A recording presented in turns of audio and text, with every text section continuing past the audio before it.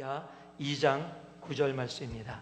열왕기하 2장 9절 말씀, 한 절 말씀 우리가 함께 봉독하고 함께 말씀 나누겠습니다. 함께 합니다. 건너매 엘리야가 엘리사에게 이르되 나를 내게서 취하시기 전에 내가 내게 어떻게 할 것을 구하라. 엘리사가 가로되 당신의 영감이 갑절이나 내게 있기를 구하나이다. 아멘. 자리에 앉아주시기 바랍니다. 세 사람이 길을 걷고 있는데 신이 나타나서 소원을 들어주겠다고 이야기를 했습니다. 너무 기뻤습니다. 자신의 삶 속에, 가슴 속에 담고 있었던 바랬던 소원을 한 사람이 이야기해 주기 시작했습니다. 나는 밤하늘에 빛나는 별이 되고 싶습니다. 그래서 밤하늘의 길을 찾아 헤매는 사람들에게 그 방향을 제시해 주고 그 어둠 속에 빛을 발하는 그런 별로, 그런 스타로 살아가기를 원합니다. 그랬더니 신이 소원을 들어줬어요. 두 번째 사람이 곰곰이 고민하다가 나는 한 나라의 왕이 되길 원합니다. I want to be a king. 그래서 정말 굶주리고 지치고 아픈 사람들에게 정말 좋은 왕이 되어서 그 사람들을 잘 이끄는 그런 왕이 되어지기 원합니다. I want to be a king. 그랬더니 또 그 신이 그렇게 들어주었습니다. 그 앞에 두 사람이 그렇게 소원을 빚는 것을 다 듣다 보니까 세 번째 사람의 마음속에 자기는 밤하늘에 비춰주는 스타, 별도 되고 싶고 또 한 나라를 다스리는 왕도 되고 싶은 거예요. 그래서 신에게 얘기했습니다. 혹시 두 가지 원해도 됩니까? 그랬더니 신이 두 가지 원해도 된다는 겁니다. 그렇습니까? 저는 그럼 둘 다 되기 원합니다. 저는 스타도 되기 원하고 저는 킹도 되기 원합니다. 그랬더니 그 신이 그 소원을 들어줬답니다. 그래서 그 사람이 스타킹이 되었다는 그런 좀 썰렁한 이야기가 있습니다. 여러분은 가슴에 갖고 있는 소원이 있으십니까? 어떤 소원을 가지고 여러분은 오늘 이 자리에 앉아 계십니까? 만약에 하나님이 여러분에게 나타나서 소원을 하나 들어주겠다고 한다면 여러분은 어떤 소원을 이야기하시겠습니까? 아마 연세가 드신 분은 다시 젊음으로 돌아가고 싶다라는 아마 소원도 이야기할 수 있을 겁니다. 또 어떤 분은 이 건강을 다시 예전처럼 건강을 회복해서 그렇게 살아가고 싶다 얘기하는 분도 있을 겁니다. 또 처녀 총각들은 좋은 남자 좋은 여자 만나서 행복한 가정생활하고 싶다라고 고백하는 사람도 있을 겁니다. 또 썰렁한 얘기 하나가 또 있습니다. 소원 얘기를 하면은 결혼 얘기가 나와서 그런데 어떤 여자가 처녀가 하나님께 신께 열심히 기도했더니 하나님께 기도했더니 신이 그 소원을 들어주겠다는 겁니다. 그런데 그 소원이 뭐냐면은 한 가지를 들어주겠다니까 이 사람이 돈도 많이 갖고 싶고 또 백마탄 왕자 남자도 만나고 싶고 그리고 그 남자와 데이트만 하는 것이 아니라 아름다운 결혼 생활도 하고 싶었습니다. 그래서 신에게 물어봤습니다. 한꺼번에만 한마디로만 얘기하면 됩니까? 그랬더니 신이 그렇다. 그랬더니 돈도 갖고 싶고 남자도 만나고 싶고 결혼도 하고 싶어서 이 여자가 이렇게 얘기합니다. 돈, 남자, 결혼. 그랬더니 소원을 들어줬습니다. 그래서 돈 남자하고 결혼시켜주는 그런 소원을 들어줬다고 합니다. 이게 다 썰렁한 얘기입니다. 근데 거기에 들어있는 얘기들이 있죠. 전부 다 자기가 원하는 욕심들을 갖고 있는 소원들이에요. 성경에서 소원 이야기를 하면 빼놓지 말아야 될 사람이 있습니다. 그 사람이 바로 솔로몬입니다. 다윗 왕이 죽고 나서 솔로몬이 이스라엘의 왕이 됩니다. 그리고 나서 하나님께서 솔로몬에게 나타나서 네가 원하는 한 가지 소원을 들어주겠다고 이야기를 합니다. 그런데 한번 생각해 보세요. 다윗이라는 엄청난 위대한 왕, 왕국을 통일한 왕, 정말 모든 백성이 존경하는 왕, 아무리 아들이라고 해도 그 엄청난 지도자 뒤에 서니까 굉장히 좀 눌리고 힘들고 어려웠던 것 같아요. 그랬더니 하나님이 나타나서 무엇을 원하냐 물었더니 열왕기상 3장 7절에 보니까 자기 자신을 이렇게 표현합니다. 종은 작은 아이라 출입할 줄을 알지 못하고, 자기를 작은 아이라고 얘기합니다. 왕입니다. 그래서 자기를 겸손히 작은 아이, 자기가 지금 왕이 됐는데 어떻게 다스려야 될지 알지 못하니까 하나님이 무엇을 원하냐고 하는데, 하나님, 제가 백성들을 다스리는 지혜를 허락하여 주시옵소서. 그랬더니 하나님이 그 소원을 기뻐 받으시고 지혜뿐만 아니라 솔로몬 왕이 구하지도 않았던 부귀와 영광까지도 함께 주십니다. 그것이 열왕기상 3장 12절 13절에 적혀 있습니다. 내가 내 말대로 하여 내게 지혜롭고 총명한 마음을 주노니 너희 전에도 너와 같은 자가 없었거니와 너희 후에도 너와 같은 자가 일어남이 없으리라. 내가 또 너희 구하지 아니한 부와 영광도 내게 주노니 내 평생의 열왕 중에 너와 같은 자가 없을 것이다. 왜 하나님은 솔로몬이 구하지도 않은 것까지 허락해 주셨습니까? 이유는 간단합니다. 솔로몬이 가슴속에 담고 있었던 소원, 솔로몬이 원했던 소원이 하나님이 허락해 주신 백성들, 그 왕국을 잘 다스리는 지혜였습니다. 그것이 하나님의 마음을 기쁘게 한 겁니다. 하나님의 마음을 기쁘게 했더니 솔로몬 왕이 원치 않았던, 구하지도 않았던 것까지, 부귀와 영광까지도 그 솔로몬 왕에게 허락해 주신 겁니다. 시편 37편 4절 말씀을 보니까 이렇게 적혀 있습니다. 또 여호와를 기뻐하라. 저가 내 마음의 소원을 이루어 주시리로다. 즉 하나님을 기쁘게 하는, 하나님을 기뻐하는 그러한 마음의 소원을 갖고 있는 사람들은 하나님께서 그 마음의 소원을 들어주신다라는 겁니다.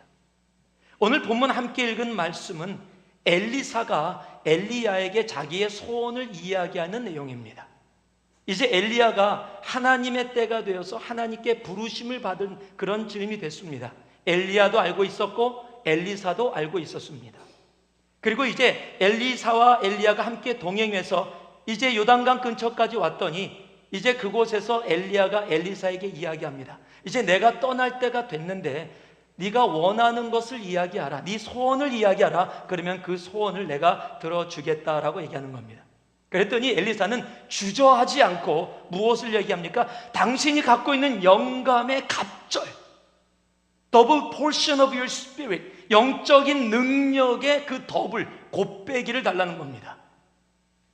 이 곱빼기 신앙이 굉장히 중요해요.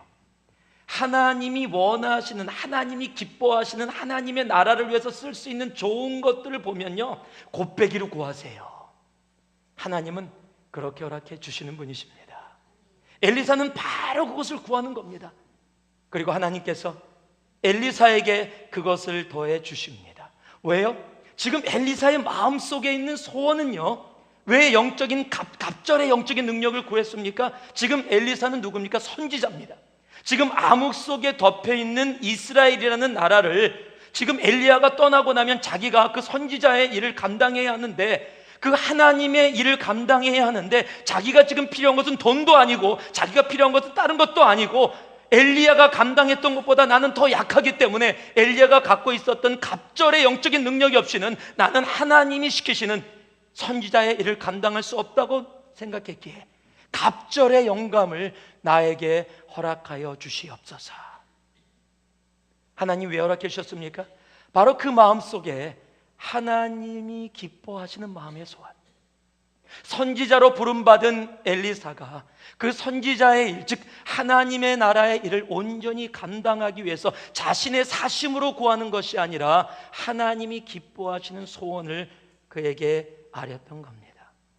마태복음 6장 33절에 보면 너희는 먼저 그의 나라와 그의 의를 구하라. 그리하면 이 모든 것을 너희에게 더하시리라. 이 말씀을 한마디로 표현하면 간단합니다. 하나님 먼저. 또 다른 말로 표현하면요, 하나님을 기쁘게 하는 것 먼저. 그러면 하나님이 우리를 기쁘게 한다라는 겁니다. 내 마음속의 소원이 하나님을 기쁘게 하는 일, 내 마음속의 소원이 나를 기쁘게 하는 일이 아니라 하나님을 기쁘게 하는 일로 나아가면 하나님께서 나의 삶에 기쁨을 허락해 주신다는 겁니다. 나는 하나님 기쁘게 하고 하나님은 나 기쁘게 해주신다는 겁니다. 여러분의 마음의 소원은 무엇입니까? 무엇을 갖고 있습니까? 엘리사처럼 정말 하나님을 기쁘게 하는 그런 마음의 소원을 갖고 있기를 진심으로 원합니다. 오늘 이 자리에 앉아서 하나님 내가 구하는 것, 하나님을 기쁘게 하는 일이기를 원합니다. 하나님, 내 마음의 소원이 하나님이 기뻐 받으시고 그 기쁨을 이기지 못하셔서 너무 감격해서 너무 좋아서 우리의 삶에 하나님의 은혜를 허락해 주셨더니 우리 삶 속에서도 그 하늘의 기쁨이 차고 넘쳐지는 것. 여러분의 소원은 무엇입니까? 하나님을 기쁘시게 하는 그 소원을 가슴에 담고 나아갈 수 있기를 원합니다.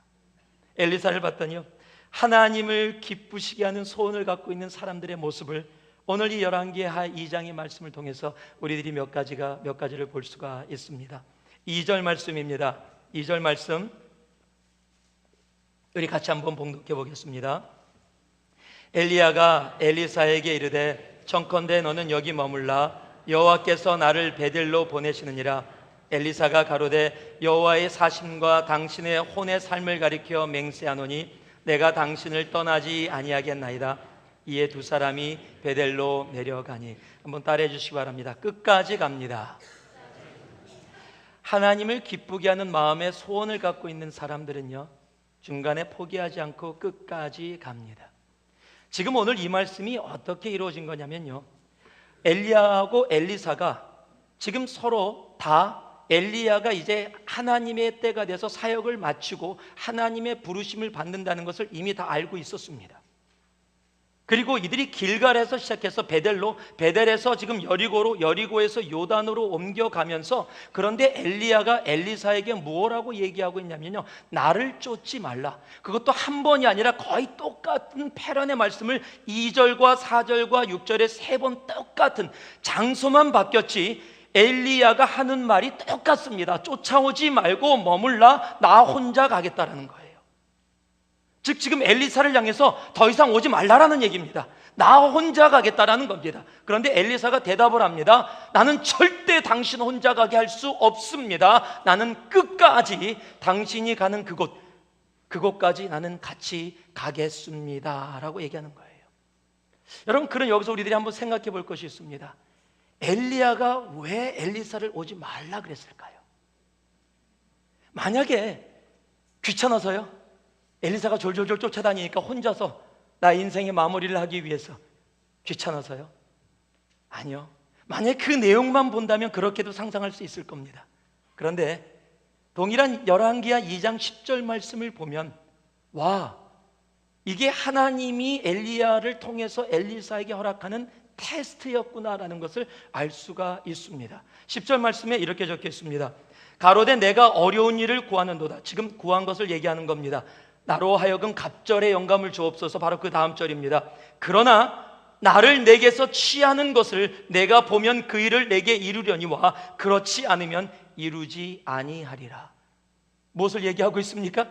지금 하나님이 엘리야를 데리고 가는 것을 네가 직접 바로 옆에서 두 눈으로 보고 경험하면 네가 지금 구한 갑절의 영감을 너에게 하나님이 허락해 주실 건데, 그것을 보지 못하면 그것을 얻지 못하리라. 여러분 생각해 보세요. 쫓아오지 않았으면 이루어질 수 없는 일입니다.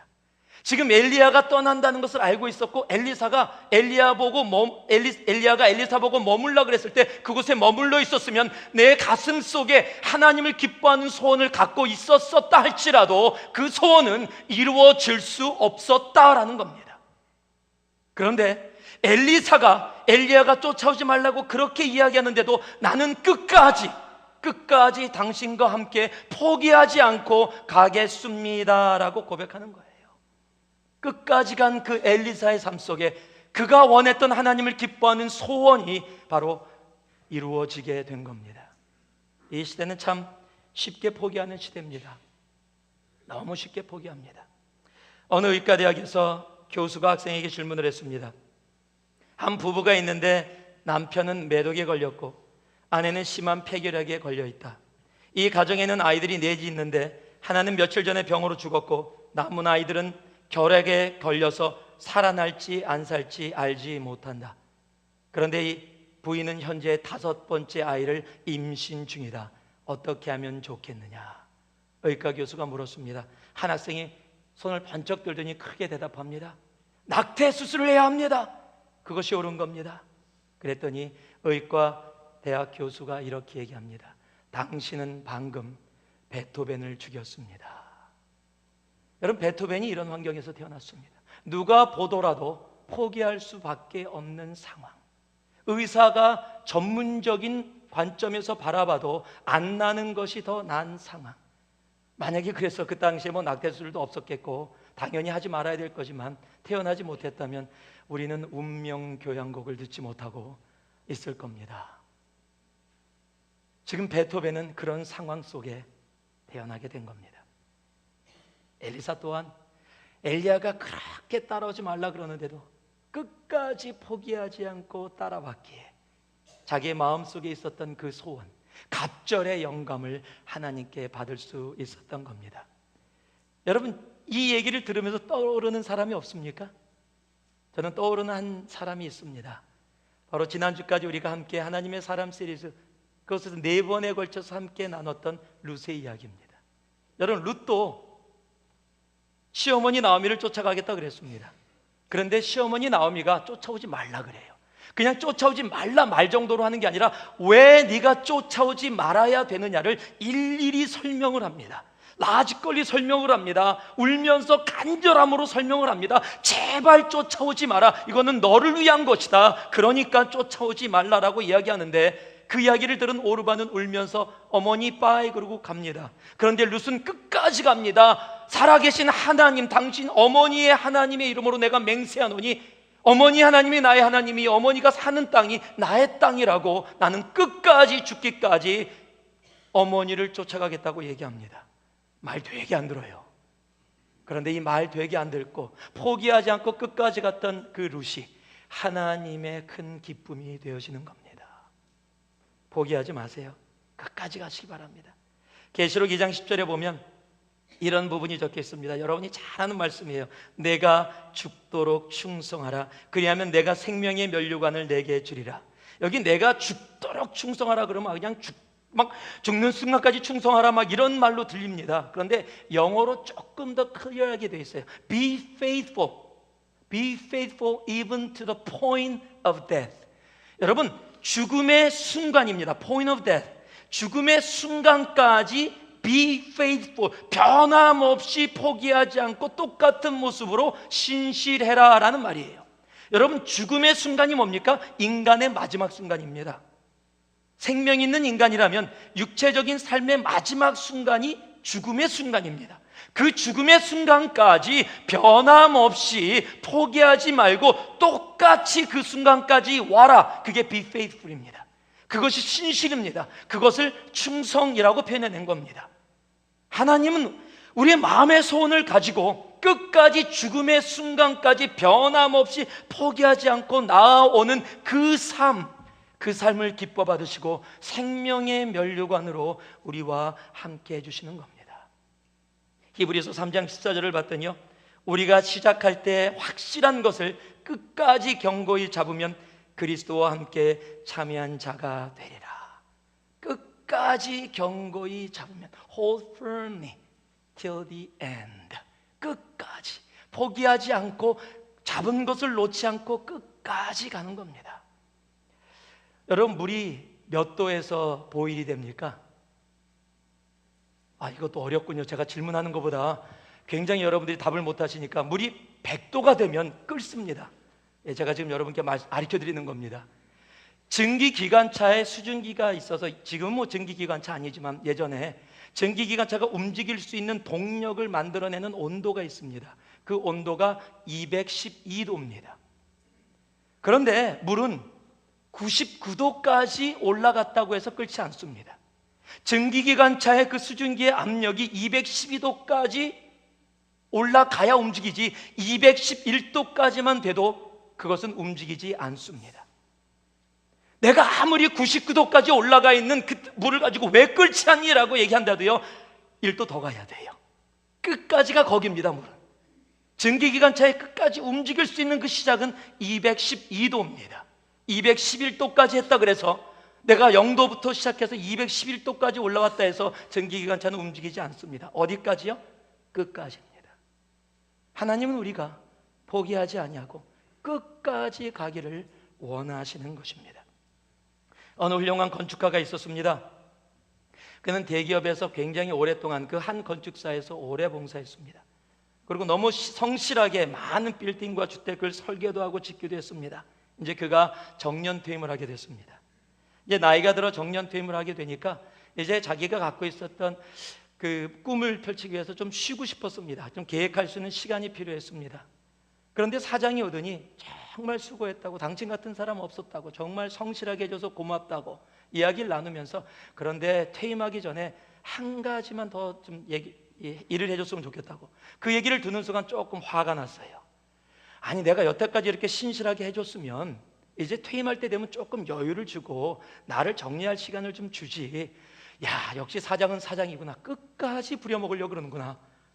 이 집을 하나 더 지어달라는 거예요. 좀 화가 났어요. 뭐 어떻게, 그래도 사장이 시키고 아직 정년퇴임이 안 된 고용된 상황이니까 알겠다고 그랬습니다. 그리고 집을 짓는데 평상시 같으면 매일 나가서 재료 하나까지, 못 박는 거 하나까지 다 관심 갖던 사람이 대충 오지도 않고 대충 재료도 아무거나 사고 그냥 대충 해서 집을 겉모양만 그냥 번지르하게 만들어냈어요. 그리고 이제 정년퇴임할 때가 됐습니다. 사장이 함께 왔습니다. 그리고 얘기합니다. 당신이 너무 성실하게 회사에서 일해줘서 너무 고마워서 내가 뭘 줄까 정말 고민했는데 줄 수 있는 게 아무것도 없더래요. 그래서 이 집을 당신에게 주려고 마지막으로 부탁했다고. 여러분 어떠시겠어요? 사장님, 다시 짓게요. 한 번만 기회를 더 주세요. 내가 지금 잘 몰랐습니다. 아무 소용없죠. 이제는 늦었어요. 그 순간까지 내가 끝까지 성실하게 했다면, 가장 좋은 재료로 가장 멋있게 지었다면 그것이 나의 것이 될 수 있는데요. 예수 그리스도는 그 십자가의 길을 마다하지 않으셨습니다. 그 십자가의 길을 끝까지 가셨기에 하나님이 예수 그리스도의 부활의 영광을 우리들에게 허락해 주신 겁니다. 여러분 끝까지 가세요. 하나님이 기뻐하시는 마음의 소원이 여러분의 심령 가운데 있습니까? 여러분 마음 가운데 있으십니까? 포기하지 마세요. 끝까지 가세요. 하나님 앞에 정말로 포기하지 않고 성실하게, 정말 till the point of death, 정말 죽는 그 순간, 그 마지막 순간까지 변함없는 모습. 엘리사처럼요, 그렇게 오지 말라고 그냥 계속 밀어내는데도 불구하고 끝까지 쫓아갔던 엘리사처럼, 그로 인해 자신이 마음속에 담고 있었던 갑절의 영감의 소원을 이루었던 것처럼 여러분의 가슴속에 담아있는 그 갑절의 소원을 이룰 수 있기를 원합니다. 포기하지 마시고 끝까지 갈 수 있는 여러분 되길 바랍니다.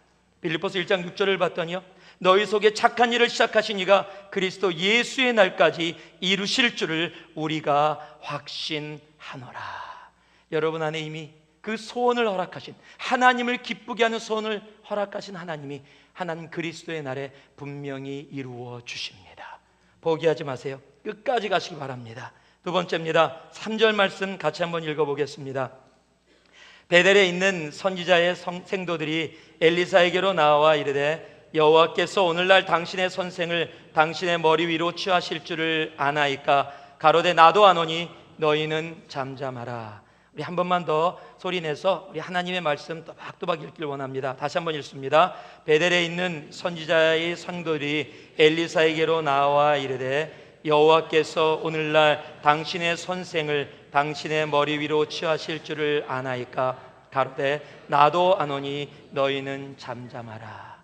하나님의 기뻐하시는 소원을 가슴에 담고 있는 사람들은요, 두 번째 이렇습니다. 한번 따라하시기 바랍니다. 흔들리지 않습니다.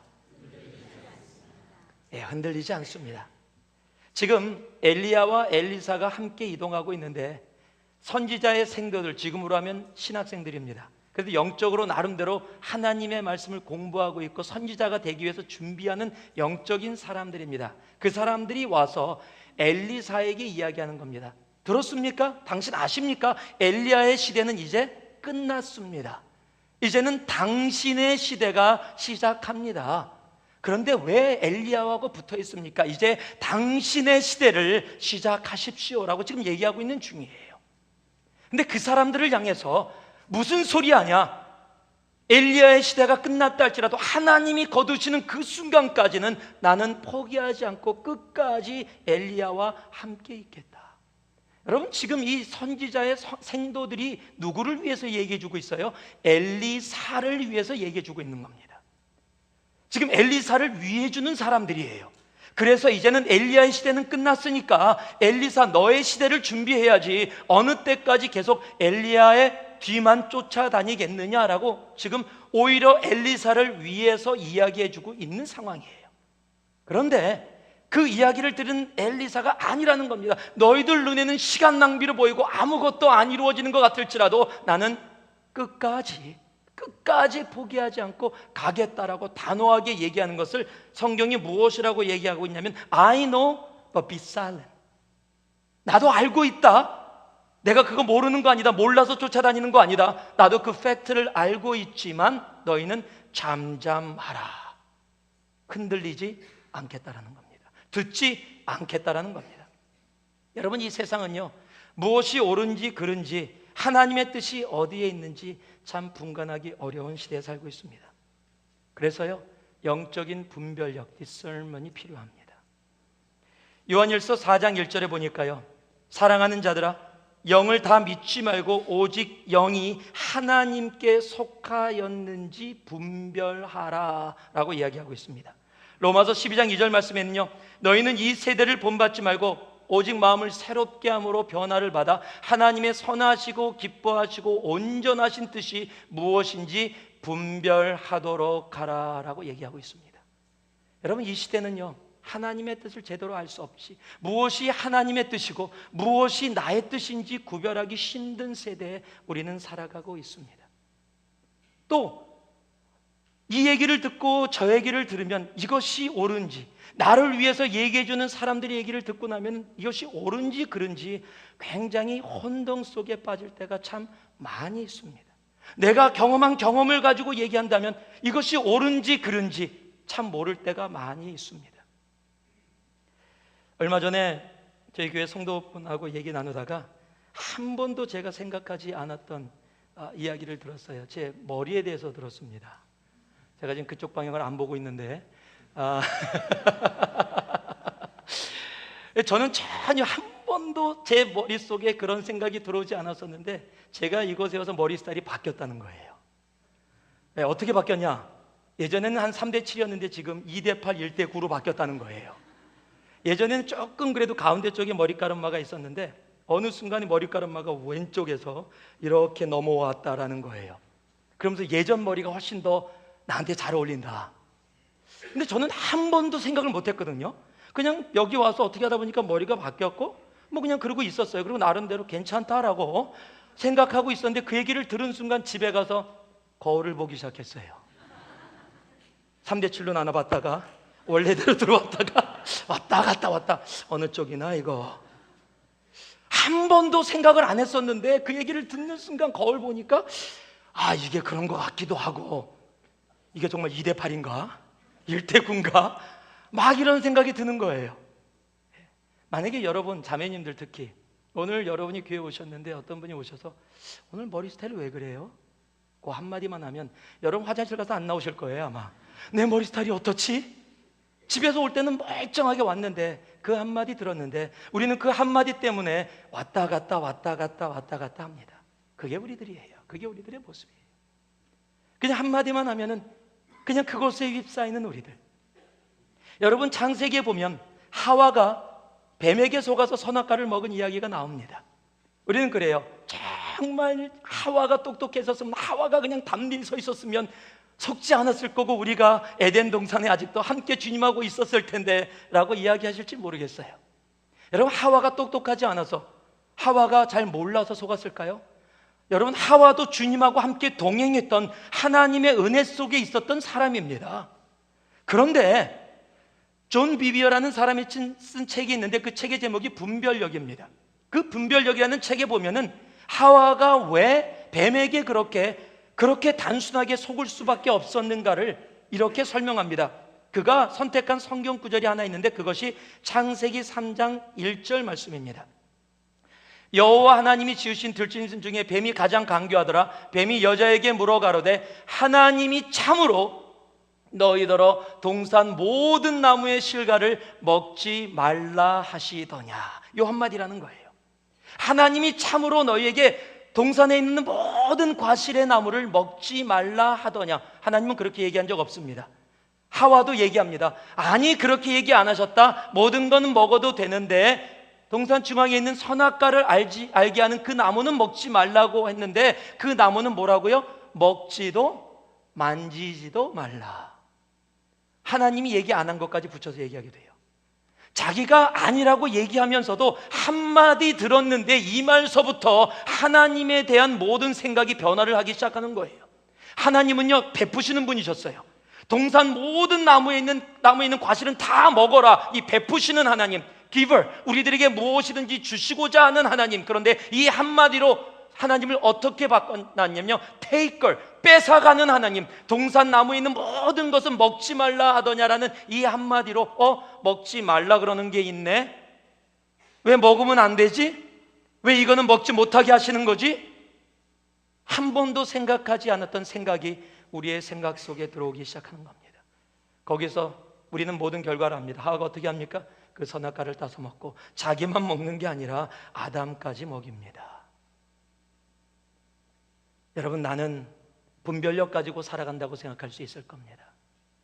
그러나 내 마음에 하나님을 기뻐하시는 소원을 갖고 있는 사람은 진정으로 하나님이 허락하시는 그 분별력 속에 무엇이 선하고 옳고 하나님이 기뻐하시는 뜻인지를 찾기 위해서 부단히 기도 가운데 거하게 되는 겁니다. 주위의 말 한마디 만만히 보지 마세요. 주위에 일어난 환경 하나 만만히 보지 마세요. 한 여자가 이 샤핑을 너무 즐겨했습니다. 남편이 그렇게 말리는데도 너무너무 샤핑을 좋아해서 하루는 또 샤핑몰에 가서 일을 저질렀습니다. 무진장 비싼 옷을 사갖고 온 거예요. 남편이 화가 났습니다. 당신은 그렇게 하지 말라는데, 당신이 정말 예수 믿는 사람인데 그렇게 낭비하면 되냐고 막 얘기했더니 아내가 이렇게 얘기합니다. 내가 사고 싶어서 산 거 아니에요. 그럼 왜 샀어? 그랬더니요, 글쎄 옷을 입고 거울 앞에 서서 그냥 한번 입어보려고 입었는데 갑자기 사탄이 그러더래요. 야, 이쁘다. 야, 잘 어울린다. 그 유혹에 빠져서 샀다는 거예요. 그럼 당신이 예수를 아는데 예수님처럼 명령을 했어야지. 사탄아, 너희들로 물러갈지니라. 그렇게 명령했으면 될 거 아니야. 그랬더니 아내가 그래, 내가 했지요. 사탄아, 너희들로 물러갈지니라 라고 얘기했더니 사탄이 뒤에서 그러더라고요. 뒤태가 더 예쁜데. 그래서 샀다는 거예요. 그래서 우리는 주위의 얘기를 여러분 만만히 보면 안 됩니다. 한마디 때문에 흔들리는 존재가 바로 우리들이라는 사실이에요. 환경과 말 한마디 때문에 여러분 흔들리지 않는 삶은 단 하나의 삶밖에 없습니다. 바로 진리 대신 말씀 가운데 온전히 거하는 겁니다. 흔들리는 사람들의 삶을 보면, 제가 말씀 정말 깊게 묵상하고 계십니까? 말씀 매일 읽고 계십니까? 말씀 가운데 살아가고 계십니까? 그러면 99%는 아닙니다. 그저 삶에, 이루어지는 환경에, 들려지는 말에 반응하면서 하나님이 내 마음의 기쁜 소원을, 하나님을 기뻐하게 하는 소원을 갖고 있다고 했는데 하나님이 안 들어주시는 것 같아요. 그렇게 얘기하고 나아갑니다. 우리가 흔들리지 않는 정말 그런 모습으로 하나님이 기뻐하는 손을 갖기 원한다면 우리는 말씀 안에 거해야 합니다. 시편 1편 1절에서 4절 말씀을 같이 한번 읽어보겠습니다. 시편 1편 말씀 여러분이 너무도 잘 아는 말씀입니다. 한번 읽어봅니다. 복 있는 사람은 악인의 길을 쫓지 아니하며 죄인의 길에 서지 아니하며 오만한 자의 자리에 앉지 아니하고 오직 여호와의 율법을 즐거워하여 그 율법을 주야로 묵상하는 자로다. 저는 시냇가에 심은 나무가 시절을 쫓아 과실을 맺으며 그 잎사귀가 마르지 아니한 같으니 그 행사가 다 형통하리로다. 악인은 그렇지 않으며 오직 바람에 나는 겨와 같도다. 지금 의인은 어떤 사람이라고요? 시냇가에 심은 나무처럼 정말로 과실을 많이 맺는 삶을 살아간다는 거예요. 어떤 사람이요? 하나님의 말씀을 즐거워하여 그 말씀을 기뻐하여 그 말씀 속에 거하고 있는 자. 악인은 뭐예요? 말씀 속에 거하지 않는 자입니다. 여러분, 내가 판단하고 결정하고 내리는 것들이 하나님의 말씀 안에 거하고 있으면 나는 하나님이 기뻐하는 삶을 살아가고 있는 거고요.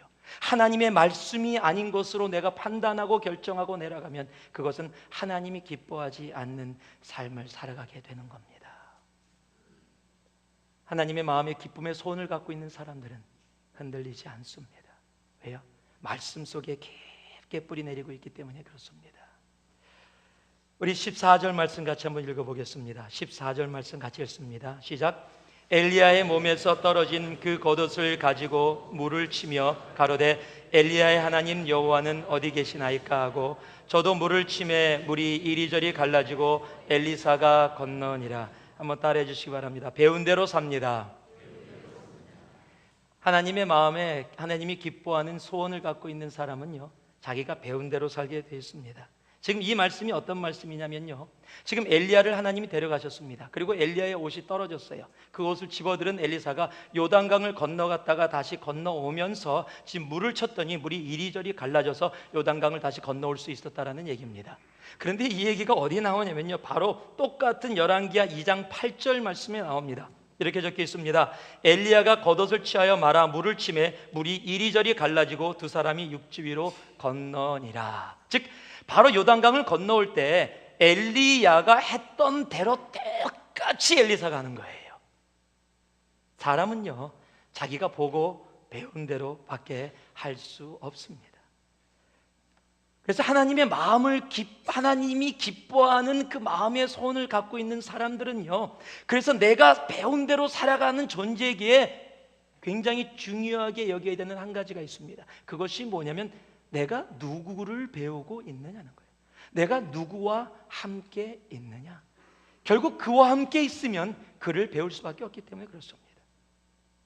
물론 우리의 온전하신 배움의 스승은 예수밖에는 없습니다. 하루는 제 친구가 전화가 왔습니다. 근데 목소리가 별로 좋지가 않아요. 왜 그래? 그랬더니 경일아, 나 정말 지금 마음이 그래. 그래서 왜 그래? 그랬더니 이 친구가 아버지 성격 중에 싫어하는 성격이, 자기가 자라면서 아버지가 막 잔소리하고 막 이렇게 하여튼 굉장히 좀 특이한 부분을 갖고 계신 아버님이셨는데, 그 얘기를 하면 어렸을 때 좀 커서 막 아버지하고 말다툼을 할 정도로 그 부분을 싫어했어요. 그래서 저하고도 굉장히 많이 나눴었습니다. 자기는 아버지 그런 게 너무 싫다고. 그런데 그날 와서 그러는 거예요. 자기가 지금 자기 자녀를 가르치고 있는데 막 화를 내다가 깜짝 놀랐다는 거예요. 자기가 어렸을 때 아버지가 하던 모습을 그대로 하고 있는 자기를 발견한 거예요. 그래서 너무너무 싫은 거예요. 자기가 너무 싫어했던 모습을 자기가 그대로 하고 있는 모습, 그걸 보면서 너무 짜증나고 화나고 슬퍼서 저한테 전화가 온 거예요. 여러분, 우리는요, 원튼 원치 않든 우리가 배운 대로 살아갈 수밖에 없는 존재입니다. 우리가 EM하고 유스에 내년에 어떤 목사님을 모셔서 부흥회를 하려고 그래요. 근데 그 목사님이 한국 분이에요. 그런데 설교는 이 아프리칸 아메리칸처럼 하시는 분이에요. 그래서 Yo, what's up, bro? 막 그러면서 이렇게, 저는 잘 못하겠는데 하여튼 그렇게 하시는 분이니까 겉모습은 한국 사람이라서 이렇게 가만히 얘기를 딱 하면 눈을 감고 들으면 완전히 여기 지금 아프리칸 아메리칸 철치에 와 있는 그런 느낌. 내 설교 말씀이 너무너무 좋대. 그분이 어렸을 때 그 세팅에서 자랐어요. 그러니까 자기가 그래요. 자기는 밖은 옐로우인데 안에는 블랙이라고. 자기는 펜슬이라고 부르는 사람이에요. 펜슬, yellow outside, black inside. 그분이 오시면 정말 귀한 아마 말씀 전해주실 수 있을 거예요. 왜요? 그 세팅에서 자라니까 한국 사람인데 흑인처럼, 아프리칸 아메리칸처럼 그렇게 언어를 쓰는 겁니다. 우리는 보고 배운 대로 자기가 살아온 환경대로 살 수밖에 없어요. 어떤 경상도 목사님이 서울에 부흥 강사로 초청을 받았습니다. 근데 경상도 말에 이 서울 사람들이 못 알아듣는 말, 사투리가 너무 많으니까 연습을 열심히 해서 서울말로 설교를 전하시려고 노력해서 가셔갖고 말씀을 전했는데 서울말로 참 잘 전하셨어요. 그리고 사람들도 많은 은혜를 받았습니다. 자기도 마음도 따뜻해졌습니다. 됐다, 이제 끝났다. 그리고 이제 앉아있는데 담임 목사님이 강사님 올라오셔서 축도해 주시겠습니다 라고 얘기한 거예요. 이제 마음을 풀고 있던 목사님이 축도를 하시면서 이렇게 하십니다. 시방은 하나님의 사랑하심과 예수님의 은혜와 성령님의 함께하심이 설교 멘치로 살랐고 다짐하는 모든 성도들에게 영원까지 억수로 함께하실지어다. 풀면은 자기께 나오는 거예요. 한 장로님이 사극을 너무 좋아한답니다. 맨날 사극을 본 거예요. 토요일날 저녁도 사극을 그냥 밤새도록 눈이 빨개지도록 봤습니다. 그리고 주일날 교회 왔는데 그날 당신이 대표 기도해요. 앞에 섰습니다. 첫 마디가, 하나님, 성은이 망극하나이다. 여러분, 내가 그곳에 있었으면 그 모습이 나올 수밖에 없는 게 우리들입니다. 여러분, 예수님 제자 중에요, 돈을 너무도 사랑했던 제자가 있습니다. 바로 세리입니다. 돈으로 이 인생을 바꿔보겠다고 했던 사람이에요. 돈이 전부였습니다. 그리고 폭력으로 이 로마의 압박에서 벗어나 보겠다는 열심당원인 제자도 있었습니다. 한 사람은 무력을 가지고, 한 사람은 돈을 가지고 이 세상 한번 뒤바꿔보고 자기 인생 바꿔보겠다는 그 사람들이 예수를 만났습니다. 그랬더니요, 그 다음에 돈도 세상의 폭력과 무력도 이들의 삶 속에서 다 사라지고 오직 하나님을 사랑한 예수의 십자가의 사랑만이 그들의 삶에 차고 넘치게 되었고, 그들이 하나님의 나라를 위해서 자신의 목숨까지 내어놓는 바로 예수 그리스도의 사도가 되었다라는 사실입니다. 내가 누구를 배우느냐, 내가 누구와 함께 있느냐에 따라 우리들의 삶의 인생은 바뀌는 겁니다. 잠언 13장 20절에 봤더니요, 지혜로운 자와 동행하면 지혜를 얻고 미련한 자와 사귀면 해를 받느니라 라고 이야기합니다. 여러분이 누구와 함께 있느냐, 누구를 배우느냐 정말 중요합니다. 또 여러분의 모습도 마찬가지입니다. 자녀 보고 잘되라 잘되라 잘되라 이야기하기 전에 여러분이 먼저 잘된 모습이 되셔야 합니다.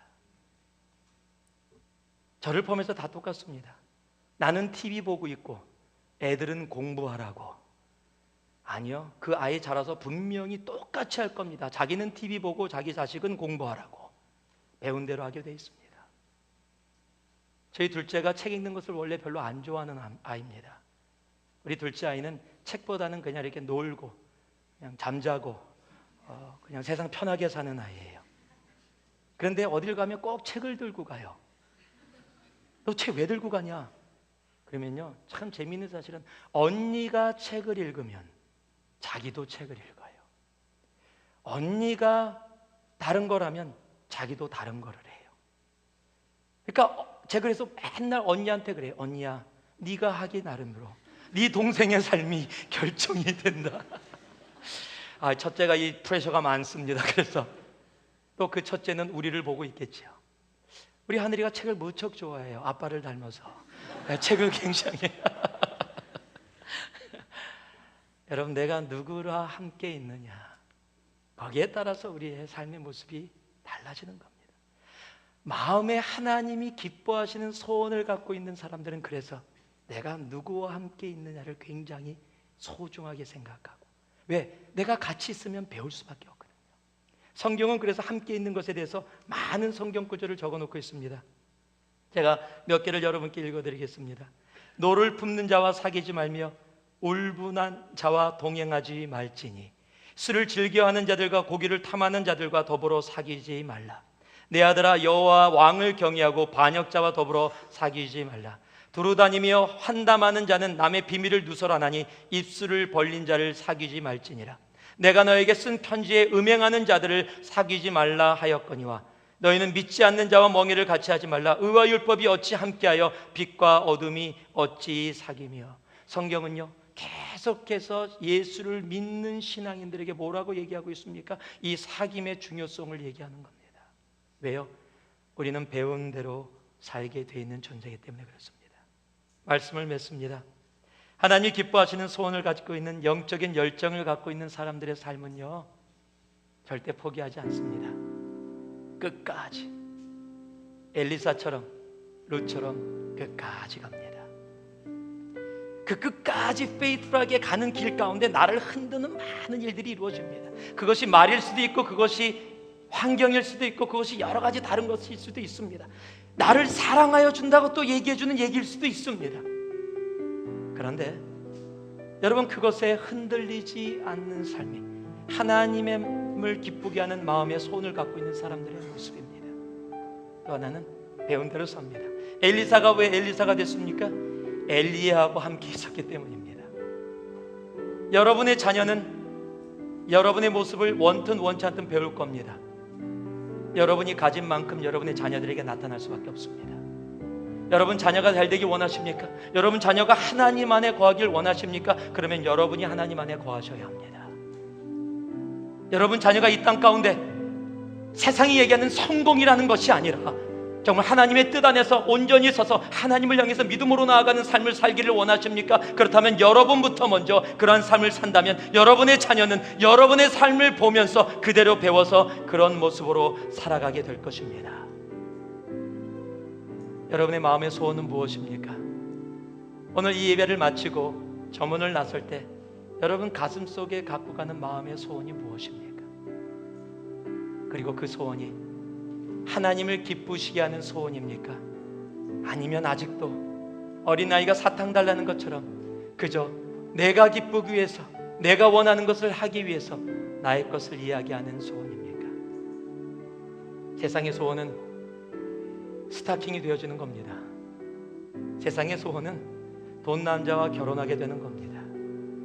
그러나 하나님 안의 소원은 하나님, 이 영적인 능력을 나에게 갑절로 곱배기로 허락하여 주옵소서 외칠 수 있는 바로 그런 소원이 되어지는 겁니다. 여러분의 마음의 소원으로 하나님을 기쁘시게 하기 바랍니다. 그러면 하나님이 여러분의 삶을 기쁘게 하실 것입니다. 잠깐 기도하겠습니다. 우리 30초만, 우리 1분만 오늘 들은 말씀 기억하시면서 우리가 한 목소리로 함께 기도할 수 있기를 원합니다. 하나님이 기뻐하는 소원을 내 가슴에, 내 심령에 허락하여 주옵소서. 우리 한 목소리로 함께 기도하겠습니다. 기도합니다. 사랑의 아버지 하나님 감사합니다. 오늘도 이 자리에 나와 아버지 주님 앞에 나아갑니다. 하나님, 들은 말씀이 우리 심령 가운데 거하게 하시고 하나님을 기뻐하는 그 삶이, 아버지 하나님을 기뻐하는 그 마음의 소원이 우리 가운데 거하게 하여 주셔서 하나님의 진정으로 하나님이 기뻐하는 모습으로 오늘도 우리가 나아갈 수 있는 우리 되어질 수 있도록 주여 함께하여 주옵소서. 사랑의 아버지 하나님 감사드립니다. 우리들의 마음의 소원이 하나님을 기쁘게 하는 마음의 소원이기를 원합니다. 그로 인해 우리의 삶이 아버지 끝까지 포기하지 아니하고 가는 삶, 페이트풀한 삶 되게 하시고 하나님, 그 가는 여정 가운데 말이나 환경이나 상황을 통해 흔들리지 않는 분별력 갖고 있는 우리들의 삶 되게 하시며 하나님, 우리들이 배움대로 사는 존재이기에 엘리야가 있었기에 엘리사가 있었고 예수가 있었기에 아버지 하나님 마태와 아버지 하나님의 그런 제자들이 있었던 것처럼 하나님이여 우리도 우리의 삶 가운데 하나님이 원하시는 장소에 하나님이 원하시는 사람과 함께 거하여 주님이 원하시는 마음에 기뻐하는 그 소원을 갖고 나아가는 자 되게 하여 주시옵소서. 감사드리며 예수님 이름으로 기도 올리옵나이다. 아멘.